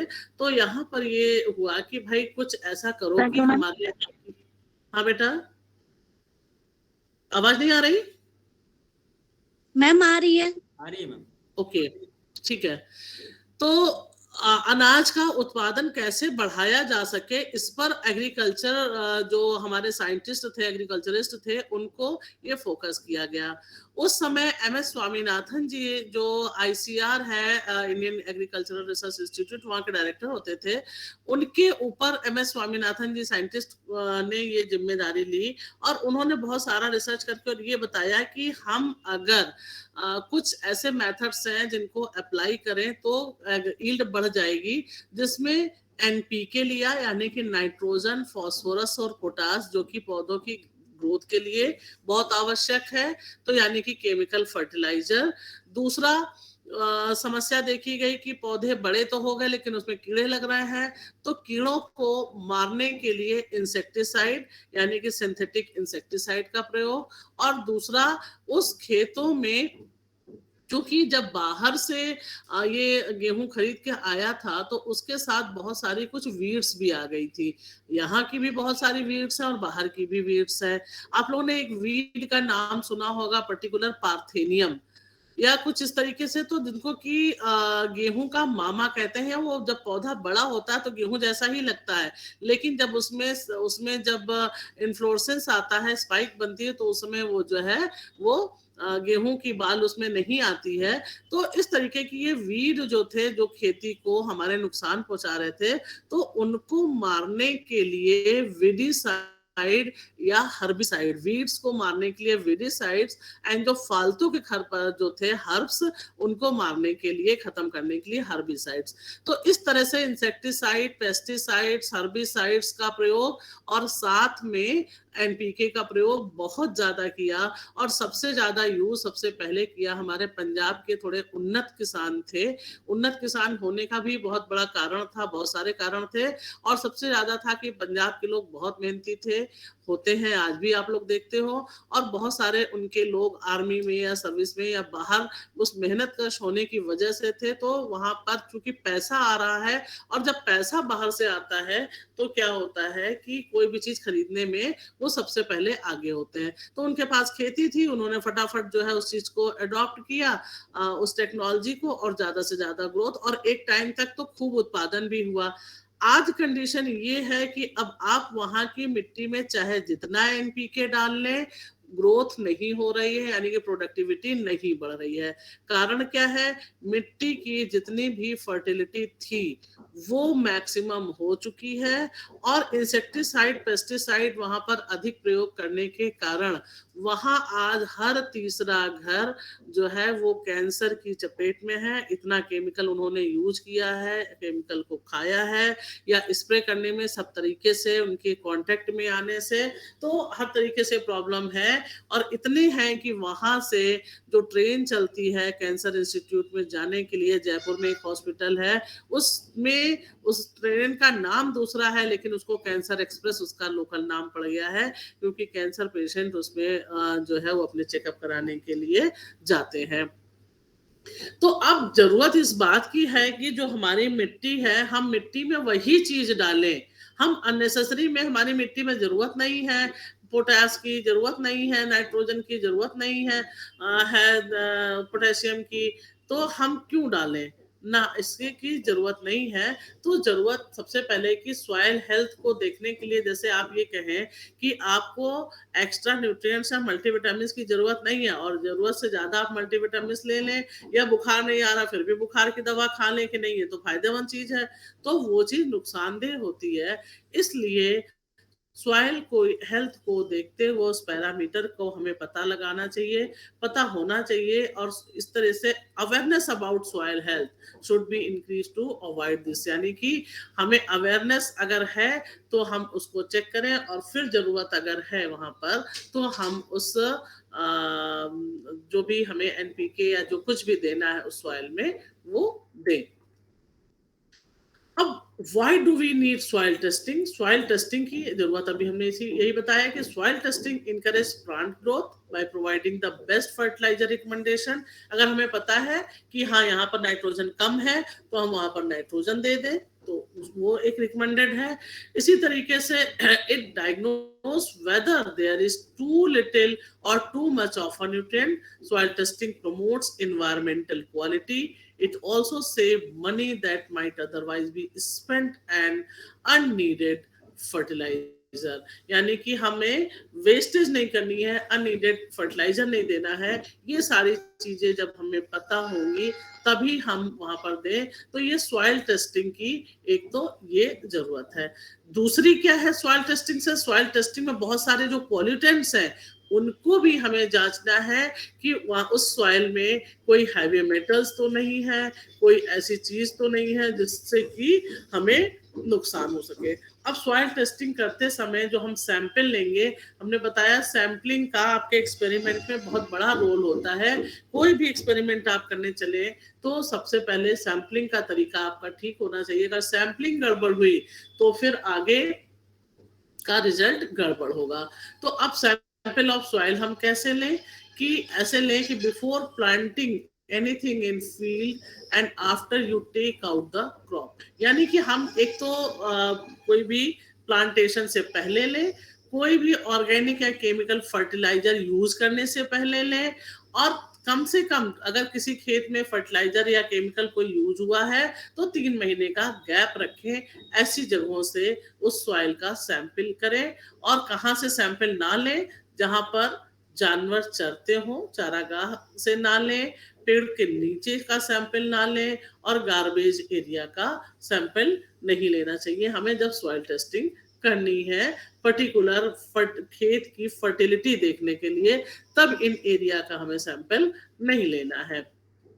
इतनी मात्रा में हमको सैंपल लेना है। 0.5 kg soil is required for soil testing. और कौन कौन से स्टेप करने हैं इस तरीके से सॉइल टेस्टिंग के लिए कि हमें 15 सॉइल को अलग अलग 15 जगहों से लेने हैं। जहां से जिस जगह से हम लेने हैं वहां वी शेप का 15 सेंटीमीटर डीप कम से कम हम गड्ढा खोदें और 2 से 3 सेंटीमीटर का चौड़ा गड्ढा बनाएं। इस तरीके से वहां से हम सैंपल लें 15 डिफरेंट प्लेसेस से, और वहां के सैंपल जो हमने लिया है उसमें कोई खरपतवार और कोई इस तरीके का उसमें मिक्सिंग ना हो, उसको रिमूव कर दें। फिर उसके बाद जो है सैंपल को हम टेस्ट करने के लिए आगे जो कह रहे mix all samples very well, जो 15 जगहों से लिया है उनको मिला दें, और मिलाने के बाद 4 इक्वल पार्ट्स में जो है उसको सैंपल को मिक्स कर दें। Then mix 2 diagonally opposite part with each other. Repeat the procedure 4 to 5 times and then take 0.5 kg of sample for soil testing. इतना ये वाला प्रोसीजर जो आप देख रहे हैं कि इतना करने के बाद तब हम उससे आधा किलो जो है वो सैंपल मिट्टी का उठाएं सॉइल टेस्टिंग के लिए। ये एक डायग्राम है कि आपकी जो फील्ड है वहां से हम इस तरीके से जो है 1 2 3 4 5 6 7 8 9 10 यहाँ पर दिखाया गया है कि कम से कम अलग से हम यहाँ पर सैंपल सिलेक्ट करें, और जो सैंपल लें वो इस तरीके से वी शेप का गड्ढा खोदें और यहाँ से हम ऐसे सैंपल को यहाँ से उठाएं। अब बात आती है कि सैंपल में हमें क्या क्या टेस्ट करना है। तो प्लांट्स के लिए ये 16 चीजें इसेंशियल होती हैं जो न्यूट्रिएंट्स के रूप में होती हैं। ये आपके ऑब्जेक्टिव पूछे जाते हैं, खासकर माइक्रो न्यूट्रिएंट्स में, कि इसमें से जैसे सपोज करिए एक ऑब्जेक्टिव दे दिया गया है, ये बड़े बड़े कॉम्पिटिशन्स में भी पूछा जाता है। Iron, boron, zinc, nitrogen, 4 option दे दिए और इसमें से पूछे which one is not a micro nutrient. तो आपको पता होना चाहिए कि माइक्रो न्यूट्रिएंट कौन सा है। 1 2 3 4 5 6 7 आपके ये 7 माइक्रो न्यूट्रिएंट्स हैं। इसके अलावा अगर कोई भी दूसरा है, अब इसमें से आपका नाइट्रोजन माइक्रो न्यूट्रिएंट नहीं है, ये मैक्रो न्यूट्रिएंट है, यानी कि मेन न्यूट्रिएंट में आता है NPK, nitrogen, phosphorus and potassium. तो ये एनपीके आपका मेन न्यूट्रिएंट है। ये अगर किसी दूसरे के साथ मिला हुआ है मींस कि ये माइक्रो न्यूट्रिएंट्स में नहीं आता है। सेकेंडरी न्यूट्रिएंट्स कौन कौन से होते हैं? Calcium, magnesium, sulphur. तो ये जो है सबसे ज्यादा जरूरत होती है प्लांट को ग्रोथ के लिए एनपीके की, और यही जो है यूरिया या डिफरेंट फॉर्म्स में जो डालते हैं वो एनपीके डालते हैं। Then secondary calcium, magnesium, sulphur. Then micro nutrients iron, boron, zinc, copper, molybdenum, chlorine and manganese, ये माइक्रो न्यूट्रिएंट्स हैं। और उसके बाद एयर से कौन सा न्यूट्रिएंट्स मिलता है? कार्बन और हाइड्रोजन। और पानी से मिलता है ऑक्सीजन। तो इतने तो न्यूट्रिएंट्स होते हैं जो कि प्लांट की ग्रोथ के लिए जरूरी है और सॉइल में होते हैं, लेकिन अगर कम हो गए हैं तो हमें अलग से देना पड़ता है। इसके अलावा बहुत सारे न्यूट्रिएंट्स होते हैं जो कि अलग-अलग पैरामीटर से मिलते हैं और प्लांट की ग्रोथ को प्रभावित करते हैं। वह है जैसे सॉइल की पीएच कैसी है, एसिडिक या सोडिक लैंड में ग्रोथ नहीं होगी, सॉइल का इलेक्ट्रिक कंडक्टिविटी कैसी है, सॉइल का ऑर्गेनिक कार्बन कैसा है। तो इस तरीके से ये पीएच, सॉइल की कंडक्टिविटी, सॉइल का ऑर्गेनिक कार्बन, ये सब चीजें जो है वो हमें सॉइल से चेक करनी होती है, सॉइल की हेल्थ को बताती हैं। तो इसके लिए ये पैरामीटर भी जो है वो चेक किए जाने चाहिए। इन न्यूट्रिएंट्स के अलावा ये पैरामीटर भी चेक किए जाते हैं। कुछ साइन है कि एनपीके का पर्टिकुलर केवल यहाँ पर लिया है कि नाइट्रोजन अगर कम है तो हमें कैसे पता चलता है, पेड़ भी इंडिकेट करते हैं कि पेड़ में अगर यहाँ पर ये है तो क्या है, लीव्स बिकम्स येलो, पत्तियों में अगर हरापन नहीं आएगा, अगर नाइट्रोजन कम है, पीले पीले बहुत सारे आपने देखा होगा कि अगर गमले में पौधे लगाइए और उसे प्रॉपर मैन्योरिंग नहीं है तो क्या होता है, पत्ते पीले पीले से दिखते हैं। लेकिन जहां पर नाइट्रोजन है वहां पर अच्छी नाइट्रोजन है, वहां के पत्ते का कलर ये है और दूसरे का कलर ये है, तो नाइट्रोजन का। दूसरा फॉस्फोरस का क्या होता है, ग्रोथ ऑफ प्लांट स्टॉप्स, सब कुछ आपने वो है तो फॉस्फोरस की वजह से पौधे की ग्रोथ नहीं हो रही है। और पोटेशियम की कमी से क्या होता है कि पत्ती बाहर का सिरा जो है इसका पीला पीला होने लगता है और अंदर ग्रीन थोड़ा सा रहता है, लेकिन वाइट येलो पैचेस इसमें पूरे आ जाते हैं, जबकि नॉर्मल लीव्स ऐसी होती है और फॉस्फोरस से कम लीव ऐसी होती है। तो ये एनपीके का एक इंडिकेशन हमें प्लांट से ही मिल जाता है, जो एक्सपर्ट्स होते हैं प्लांट को देखते बता देते हैं इसमें इस चीज की कमी है। अब क्या हुआ, पीएच, सॉइल की पीएच टेस्ट करना है। पीएच टेस्ट करने के हमने बताया, सैंपल लिया है, सैंपल का पीएच कैसे करेंगे, वही पीएच मीटर में उसको डाल करके सोल्यूशन बना करके और पीएच उसमें डाला और जितना पीएच है वो आ जाता है। तो अलग अलग उससे कि भाई 7 से 14 के 0 to 14 पर हम लोग पीएच मैच करते हैं नॉर्मली, और 7 है तो न्यूट्रल, इससे कम है तो एसिडिक और ज्यादा है तो बेसिक होता है। तो इस तरीके से इसके पीएच को, सॉइल के पीएच को टेस्ट करते हैं। पीएच वैल्यू देखिए दिया है, below 4 extremely acidic, 4 to 5 highly acidic, 5 to 6 medium acidic, 6 to 6.5 slightly acidic, 7 neutral, slightly alkaline, medium alkaline, 8 to 9 highly alkaline and above 9 extremely alkaline soil होती है। तो इसलिए soil types को इससे। अब नाइट्रोजन कंटेंट इन सॉइल को कैसे test करते हैं, तो ये एक मेथड थोड़ा सा हमने लिया हुआ है कि कुछ किट आती हैं अलग अलग, जैसे एक प्रेरणा लैब किट के नाम से आती है कि इसमें सैंपल को ले लें और सैंपल को लेने के बाद उसको 1 टीस्पून जो है वो लेकर के फनल उसमें डाल के सैंपल बनाते हैं, फिर ऐड करते हैं। ये तो तब के लिए जरूरत है, इससे कोई ऐसा क्वेश्चन आप नहीं पूछा जाएगा कि नाइट्रोजन कंटेंट की सैंपलिंग कैसे करेंगे, नाइट्रोजन की टेस्टिंग कैसे करेंगे। ये आप स्क्रीनशॉट ले सकते हैं पढ़ने के लिए, और या जब करना होगा तब की चीज अलग है कि नाइट्रोजन की सिमिलरली इसी तरीके से फॉस्फोरस कंटेंट की टेस्ट करने के लिए अलग अलग सारे की रेडीमेड किट अवेलेबल है, और उस रेडीमेड किट को ले करके इस टेस्ट को जो है आप लोग आराम से कर सकते हैं। एक छोटा एक्सपेरिमेंट प्लान करना है, या सपोज करिए अगर आपने कोई कंटेंट कोई एक्सपेरिमेंट ऐसा लिया है जिसमें सॉइल को लेकर के आप काम कर रहे हैं, चूंकि एबायोटिक फैक्टर्स में ये आ जाती है, तो सॉइल के साथ भी आप लोग अपना एक्सपेरिमेंट कर सकते हैं और उसमें कुछ माइक्रोब्स को भी देख सकते हैं। देन पोटेशियम कंटेंट का भी इसी तरीके से रेडीमेड किट है, और पोटेशियम कंटेंट को भी जो है हम लोग उस किट के ऐसे माध्यम से अलग अलग टेस्ट करके कर सकते हैं। तो ये तो हो गई हमारी सॉइल टेस्टिंग की बात। अब हम लोग आ जाते हैं अपने एयर टेस्टिंग में। एयर टेस्टिंग में हम लोगों को पता है कि एयर टेस्टिंग का मतलब क्या हुआ, एयर पोल्यूशन।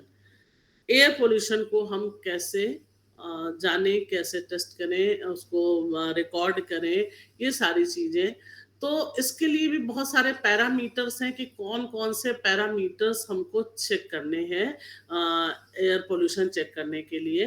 तो इसमें देखिए कह रहे हैं, monitoring is done to keep a track on quality of air with a view to collect information and improve it. The best indicators are SO2, smoke, and suspended particles, यानी कि sulphur dioxide, smoke and suspended particles जो airs में होते हैं, ये एक air pollution के indicators होते हैं। और इनको डेली बेसिस पर कैसे चेक कर सकते हैं, जैसे सल्फर ऑक्साइड यानी कि सल्फर के जो है SO2 SO3 कुछ भी करें, ये मेजर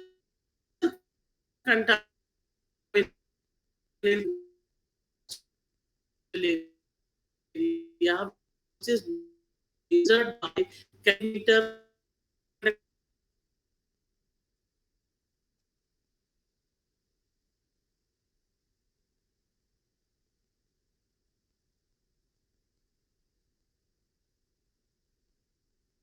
उसको क्या करते हैं, स्मोक इंडेक्स को कैसे चेक करते हैं, known volume of air is filtered through a white filter paper under specified condition and the stain is measured by photoelectric meter and expressed as μg per cubic millimeter of air, यानी कि air को पहले तो इकट्ठा करेंगे और उसके बाद यानी कि और उसका नोन होगा कि कितना एयर इसमें है, और उसके बाद उसको इस फोटो इलेक्ट्रिक मीटर पर प्रेस करते हैं, तो उससे उस पर जो स्टेन आता है पेपर पर, उससे हमें पता लगता है कि यहाँ पर स्मोक इंडेक्स कितना है। Then grit and dust measurement होता है, इसके लिए अलग जो है ये मेजरमेंट का तरीका है, जिसको कि इसमें डिपॉजिट गेज कलेक्ट ग्रिट आती है, जिसमें डस्ट या अलग पार्टिकल्स जो होते हैं वो इकट्ठे हो जाते हैं और उससे इसको मेजर करते हैं। हेज को मेजर करने के लिए जो है ये दूसरा मेथड है, इसमें कह रहा है it is traditionally an atmospheric phenomenon where dust, smoke and other dry particles obscure to view of the sky। तो इस तरीके से ये सल्फर के ऑक्साइड, स्मोक, ग्रिट, हेज, ये सारे एयर पॉल्यूटेंट्स हैं जिनको कि हमें डिफरेंट मेथड से टेस्ट करना होता है। एयर क्वालिटी इंडेक्स AQI बहुत फेमस है, कहते हैं एयर क्वालिटी इंडेक्स इतना है, एयर इतनी पोल्यूटेड है। इसको क्या करते हैं, it is an index that is a numerical value or ratio derived from the series of observation। इसको एक से नहीं कह सकते, सीरीज ऑफ ऑब्जर्वेशन से इसको लेते हैं। और डेली की एयर क्वालिटी कैसी है, ये एयर क्वालिटी इंडेक्स बताता है। It tell us how clean और pollute our air is and what associated health effect might be concern for अस।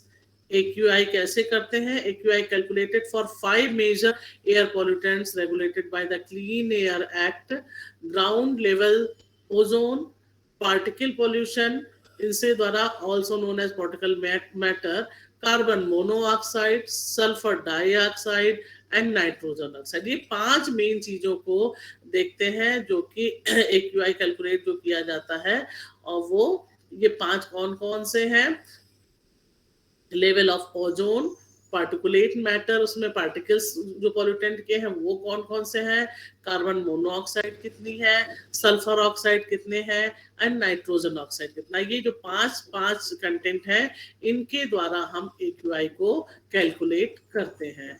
अब ये चीज पूछी जाती है, ये थोड़ी सी इंपॉर्टेंट है कि एयर क्वालिटी इंडेक्स कैसे हम जानते हैं कि कौन सा है। अगर 0 to 50 AQI है, आजकल तो रेडीमेड मशीन्स हैं, उसको लगा दिया और वहां पर वो एनालाइज करके AQI बताती रहती है। तो 0 to 50 है यानी कि एयर क्वालिटी गुड है और उसका कलर ग्रीन होगा। 51 to 100 कलर के अकॉर्डिंग आपसे क्वेश्चन कभी कभी पूछा जाता है ऑब्जेक्टिव में। 51 to 100 है यानी कि moderate yellow colour, 101 to 150 unhealthy orange, 151 से 200 अनहेल्दी रेड यानी कि डेंजर जोन स्टार्ट हो चुका है।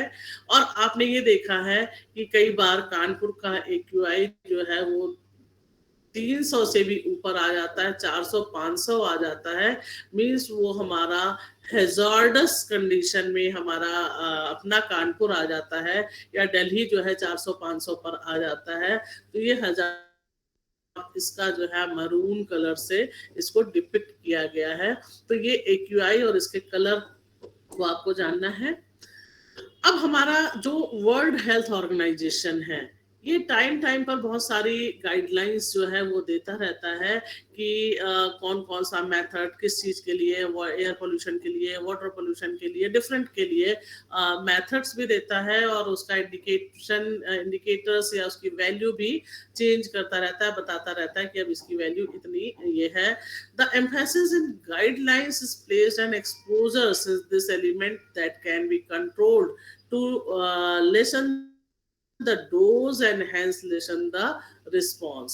तो कितनी डोज है, कितना उसका क्या रिस्पॉन्स है, उसकी स्टार्टिंग पॉइंट क्या है, जब जो टेस्टिंग होती है, starting point for derivation of the guidelines was the defined to lowest concern adverse effect are observed, यानी कि जहां से एडवर्स इफेक्ट स्टार्ट हो रही है उसका लोवेस्ट पॉइंट क्या है। इस तरीके से WHO ने बहुत सारी गाइडलाइंस कुछ डेवलप किया है और ये कुछ सब्सटेंसेस हैं जिनका कितनी समय अगर हमारे एनवायरनमेंट में एक्सपोजर है, ये डोज है, ये टाइम है और ये हमारे सब्सटेंस या पॉल्यूटेंट्स हैं, जैसे कि कैडमियम अगर 5 नैनोग्राम में अगर ये है 1 साल तक, तो ये हमारे लिए जो है डेंजरस या हैजार्डस कंडीशन लाएगा।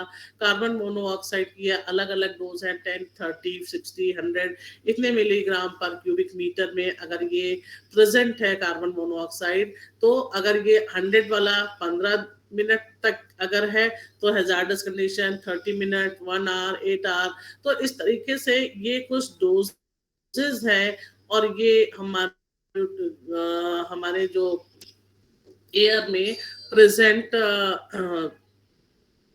टॉक्सिकेंट्स कह सकते हैं, कुछ जो कंटेंट है ये प्रेजेंट है, तो इसके अकॉर्डिंग इतने टाइम अगर ये प्रेजेंट है तो ये कंडीशन जो है जो अभी यहाँ पर बताई है कि the starting point for derivation of guidelines was to lowest concentration at which adverse effect और ऑब्जर्व, इतने लोवेस्ट कंसंट्रेशन पर हमें एडवर्स इफेक्ट जो है इसका मिलता है। तो ये सब्सटेंस और ये टाइम। इंडिया की बात करें कि एयर पोल्यूशन मॉनिटरिंग में क्या हो रहा है, national air quality monitoring programme चलाए जा रहे हैं बहुत सारे जो सेंट्रल पोल्यूशन कंट्रोल बोर्ड के द्वारा, और इन्होंने डाटाबेस तैयार किया है लास्ट 14 ईयर का और 10 मेजर इंडियन सिटीज का। तो इनके अकॉर्डिंग ये क्या कह रहे हैं, that trained analysis showed that suspended particular matter exceed the CPCB यानी कि central pollution control board standard in all the cities of the time through out the. जैसे जैसे टाइम बढ़ रहा है ये जो हमारा सस्पेंडेड पार्टिकल्स है वो बढ़ते जा रहे हैं, यानी कि 10 सालों में देखा तो पहले कम था, ये हम लोग भी ऑब्जर्व कर रहे हैं, आप लोग भी जब छोटे थे तब से और अभी तक में आप डिफरेंस देख रहे हो कितना बढ़ता जा रहा है।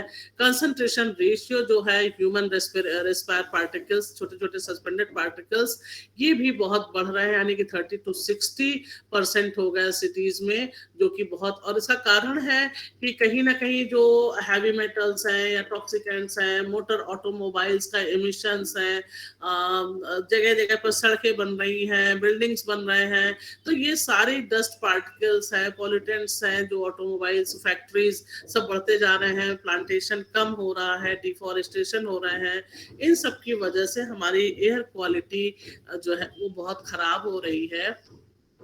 ये नेशनल एम्बिएंट क्वालिटी स्टैंडर्ड है जो कि हमारी सेंट्रल पोल्यूशन कंट्रोल बोर्ड ने एक स्टैंडर्ड दिया हुआ है कि ये भारत के गजट में दिया हुआ है। अभी देखिए कि भारत का जो राजपत्र है, जो गजट ऑफ इंडिया है, उसमें दे रखा है कि किस चीज की कितनी मात्रा कंसंट्रेशन इन एम्बिएंट एयर में हमारी होनी चाहिए, और आज जब टेस्टिंग होती है वो कितनी होती है, ये एक है। अब इसके बाद आ रहा है कि एयर पोल्यूशन का इफेक्ट क्या हो रहा है, इफेक्ट ऑफ एयर पोल्यूशन का, दोनों में एक हेल्थ एस्पेक्ट को देखें और दूसरा सोशल एंड इकोनॉमिक एस्पेक्ट को देखें। जब हम हेल्थ एस्पेक्ट को देखें तो क्या हो रहा है, हेल्थ एस्पेक्ट में हमारा ये नेचुरल था और एक मैन्युफैक्चर्ड है। नेचुरल में क्या चीजें थी, हमारे प्लांटेशन थे, धुआं था, लेकिन जैसे वोल्केनोज इरप्शंस हैं या कुछ हाउस होल्ड्स वाले हैं, ये तो नेचुरल थे।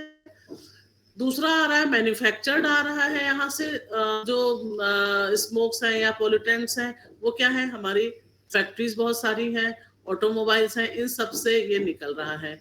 आ कहाँ रहा है, इस सबको हम लोग इनहेल कर रहे हैं, हमारे रेस्पिरेटरी ट्रैक्ट में जा रहा है, और रेस्पिरेटरी ट्रैक्ट के द्वारा ये हमारे डिफरेंट ऑर्गन्स में जा रहा है।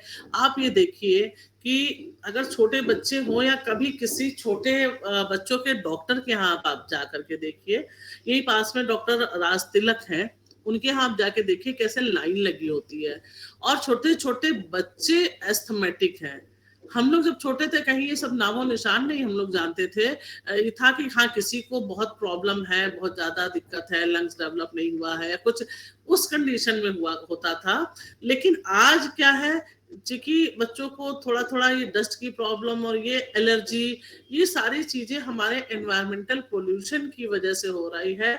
बड़ों को भी देखिए आप ठीक ठाक हैं, लेकिन थोड़े दिन बाद पता लगा कि इस चीज की एलर्जी हो गई, इस चीज की एलर्जी हो गई। क्यों हो गई? क्योंकि हमारे एनवायरमेंट में इतना टॉक्सिकेंट भरा हुआ है जिसको कि हम ले रहे हैं, और फिर उसका जो है ये दुष्परिणाम आ रहा है। सड़कों पर आप निकल जाइए, सुबह जाइए और शाम को आ करके अगर आप स्नीज करिए या अपने नाक को आप क्लियर करिए, तो आप देखिए कि ब्लैक ब्लैक आपका, या खखारिए गले से तो अगर थोड़ा भी कफ अगर आया तो वो ब्लैक कलर का आता है, क्योंकि ये पॉल्यूशन सब हम लोग इनहेल कर रहे होते हैं, और इस सारे टॉक्सिकेंट्स हमारी बॉडी में, हमारे ब्लड में जा करके, ये जो अभी हम लोगों ने सबसे पहला टॉपिक पढ़ा है कि जीनोटॉक्सिसिटी, उस सब के लिए भी ये रिस्पॉन्सिबल होता है, और अदर फैक्टर्स जो हैं वो तो है ही है। दूसरा एस्पेक्ट हम लोग देखें कि social and economic aspect. Social and economic aspect बहुत ज्यादा दिख रहा है कि सोशल में हम लोग क्या है, जब अगर कोई भी व्यक्ति बीमार हो गया तो उसकी इकोनॉमी तो पहले डिस्टर्ब होगी, कि भाई वो अपना पैसा खर्च करेगा, एक बात। दूसरा, उसकी अर्निंग रुक जाएगी अगर वो बीमार हो गया, कैंसर हो गया उसको, इसीलिए लोग डरते हैं कैंसर से, कि कैंसर किसी को हो गया तो उस व्यक्ति को तो जाना ही जाना होता है, या बचता है तो इतना पैसा खर्चा हो जाता है क्योंकि इसका ट्रीटमेंट अभी बहुत महंगा है। तो इसलिए इस तरीके की, या किसी की किडनी फेल्योर हो गई, किडनी फेल्योर में भी ये पोल्यूशन ही आजकल रिस्पॉन्सिबल है, जिसकी वजह से आप ये देखिए कि डायलिसिस जो कि कानपुर में कहीं होती ही नहीं थी। क्यों नहीं होती थी? क्योंकि जरूरत नहीं थी इतनी। आज डायलिसिस के सेंटर बढ़ते जा रहे हैं, और हर डायलिसिस सेंटर पर आप जाकर के देखिए कि वहां पर भीड़ लगी हुई है। क्यों भीड़ लगी हुई है? क्योंकि हमारा रेस्पिरेशन भी वैसा ही है, हम जो भोजन ले रहे हैं, फूड ले रहे हैं, उसमें इतना टॉक्सिकेंट ले रहे हैं, सब्जियां खा रहे हैं हेल्थ के लिए, कि हम तो खुश हो रहे हैं कि हम ग्रीन वेजिटेबल्स खा रहे हैं, क्योंकि डॉक्टर ने बोला है ग्रीन वेजिटेबल खाइए, हरी सब्जियां या डिफरेंट फ्रूट्स खाइए। हम फल भी खा रहे हैं, सब्जियां भी खा रहे हैं, और हम सोच रहे हैं हम तो बहुत हेल्दी हैं। लेकिन क्या हो रहा है, दूसरा इफेक्ट क्या हो रहा है, उसमें इतना पेस्टिसाइड पड़ा हुआ है कि उस पेस्टिसाइड को हम डायरेक्ट खा रहे हैं, और उस पेस्टिसाइड की वजह से बीमार हो रहे हैं। हम लोग जब छोटे थे तो हमारे पेरेंट्स कहते थे सेब को छील करके मत खाओ, क्योंकि सेब के छिलके में बहुत विटामिन होता है, बहुत फायदेमंद होता है, फाइबर होता है। आज हम लोग जब अपने बच्चों को सेब खिलाते हैं तो सेब का छिलका उतार के खिलाते हैं, और कहते हैं सेब को छिलके सहित मत खाओ। क्या कारण है? क्योंकि सेब को प्रिजर्व रखना है। बाजार से खरीदने जाएंगे तो हम बहुत सुंदर सुंदर सेब जो होगा चमकदार उसी को लेंगे। अब वो सुंदर सेब खराब ना हो, क्योंकि कश्मीर से तोड़ करके चला और यहाँ तक आया, पेटियों में इतना प्रिजर्वेटिव डाल देते हैं, सेब सिकुड़े ना, उसका वेपोराइजेशन ना हो, पानी ना निकले, इसलिए उसके ऊपर वैक्स की कोटिंग कर देते हैं। तो इस तरीके से इतना सुंदर सुंदर जो दिखता है, वो उसके पीछे बहुत सारा नुकसान होता है। तो जब इस तरीके की चीजें आती हैं तो हमारी जो सोशल कंडीशन है और जो हमारी इकोनॉमिक कंडीशन है, वो दोनों ही इसकी वजह से ऑटोमेटिकली खराब हो जाएगी, और इंसान जो है बिल्कुल थक हार के इस तरीके से बैठ जाता है कि भाई अब क्या करें, अब मेरे हाथ में कुछ भी नहीं है। जैसे कि ये बियर बैठा हुआ है, ये भी बेचारा थका हुआ है, क्योंकि यहाँ से हम लोगों ने इतना धुआं पोल्यूशन सब भेजा हुआ है कि ये जो ग्लेशियर्स में रहते थे, ग्लेशियर्स भी मेल्ट हो रहे हैं, और वो भी आकर के बैठ गया, कहता तो ग्लेशियर बचा नहीं है, मैं जाऊं कहाँ। तो इस तरीके से आकर के एक चुपचाप गली में बैठ गया है और इंडेंजर्ड स्पीसीज में आने को तैयार है। तो इस तरीके से ये कुछ पॉल्यूटेंट्स हैं और ये उसका मैकेनिज्म है कि किस तरीके से ये हमारी हेल्थ को प्रभावित करता है। जैसे देखें कि जो पार्टिकल्स हैं, अब पार्टिकल्स में अलग अलग हैं, 10 माइक्रॉन्स के या 2.5 माइक्रॉन्स के अलग अलग है, मैक्रो और माइक्रो पार्टिकल्स हैं। अब ये अक्यूट ब्रोंकियल इरिटेशन करते हैं, इन्फ्लेशन करते हैं, इंक्रीजिंग रिएक्टिविटी होती है, रिड्यूस्ड म्यूकोसलरी जो है क्लियरेंस होती है हमारी म्यूकस की। तो बहुत सारी बीमारियां जो है इनकी वजह से, जैसे कि ये पॉलीसाइक्लिक एरोमेटिक हाइड्रोकार्बन्स होते हैं, बेंजोल होते हैं, ये सब कार्सिनो है, नाइट्रोजन डाइऑक्साइड है, ये भी, इसका भी acute exposure, increase bronchial reactivity. तो ये सब जो है ये एयर पॉल्यूटेंट्स के बहुत सारे फैक्टर्स हैं। इन सारे फैक्टर्स को हमें चेक करना होता है, टेस्ट करना होता है कि कितना है, ताकि हम इससे अपने आप को और अपने समाज को बचा सके। ये कुछ सोशल इकोनॉमिक इफेक्ट्स हैं, जिसमें से कि पॉल्यूटेंट्स ओजोन, अब ओजोन का, कार्बन मोनोऑक्साइड का, नाइट्रोजन ऑक्साइड का, मैटर का, या वोलाटाइल ऑर्गेनिक कंपाउंड्स है, इनका सब का इफेक्ट्स आप लोगों ने एनवायरमेंट के केस में भी पढ़ा हुआ है, एनवायरमेंटल पोल्यूशन में भी पढ़ा है कि ओजोन का, उसकी वजह से क्या होता है, crop damage, tree damage, decrease disease बहुत सारी होती हैं, क्रॉप एंड एनिमल्स दोनों में डिजीज होती हैं। कार्बन मोनोऑक्साइड से हेल्थ इफेक्ट होता है, एनिमल, ह्यूमंस, प्लांट्स सभी में।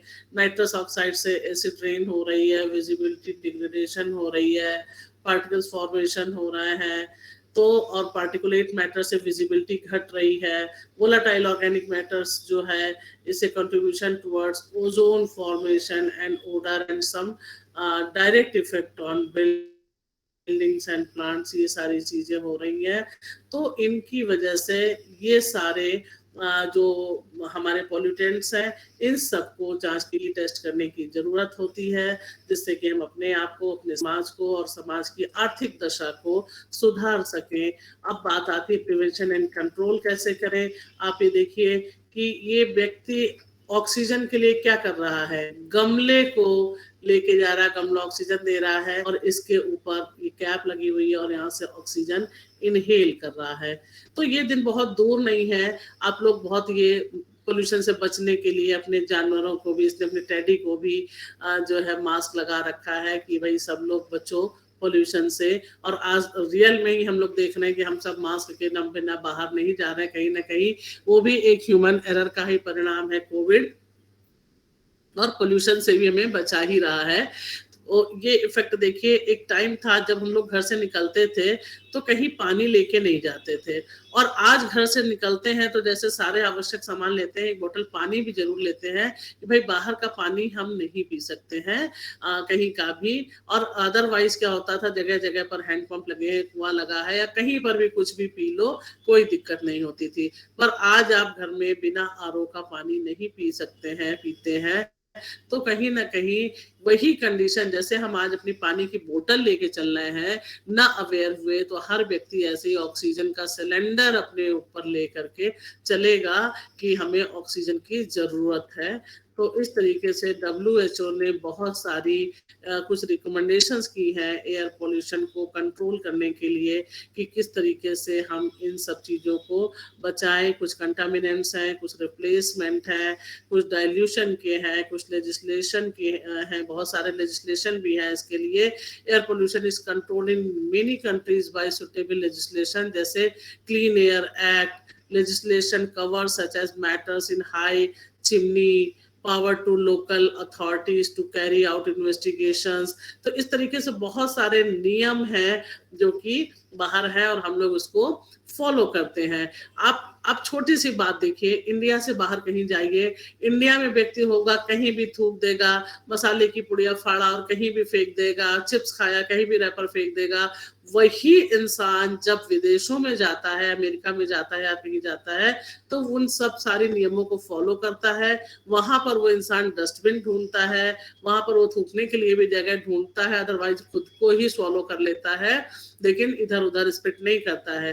कारण क्या है, वहां का रूल इतना स्ट्रिक्ट है कि अगर आपने कहीं फेंका तो आपको इतना पनिशमेंट देना पड़ेगा, आपको इतना फाइन देना पड़ेगा। नो, आदमी डरता है। और यहाँ पर ऐसा कुछ नहीं है, इसलिए जिसको देखो मसाला खाया, गाड़ी से मुंह निकाला और बाहर स्पिट कर दिया, उसे ये इस बात से कोई मतलब नहीं है कि उस बस से या उस गाड़ी के अगल बगल कोई इंसान पैदल चल रहा है या बाइक स्कूटर साइकिल से चल रहा है तो वो भी प्रभावित हो रहा है। तो इस तरीके से ये सारे कुछ इंटरनेशनल एक्शंस भी हो रहे हैं, बहुत सारी ट्रीटीज भी हो रही हैं जो कि आपने पढ़ा है। तो उन सब चीजों से ही ये सारी जानकारियां दी जा रही हैं। तो इतना रहा आपका जीनोबायोटिक्स, और उसके बाद एयर, वाटर और सॉइल की टेस्टिंग हम किस तरीके से कर सकते हैं। ये तो हमें लगता है कि आप लोगों को ये चीज क्लियर हो गई होगी। किसी को कोई क्वेश्चन है इसमें तो पूछ सकता है।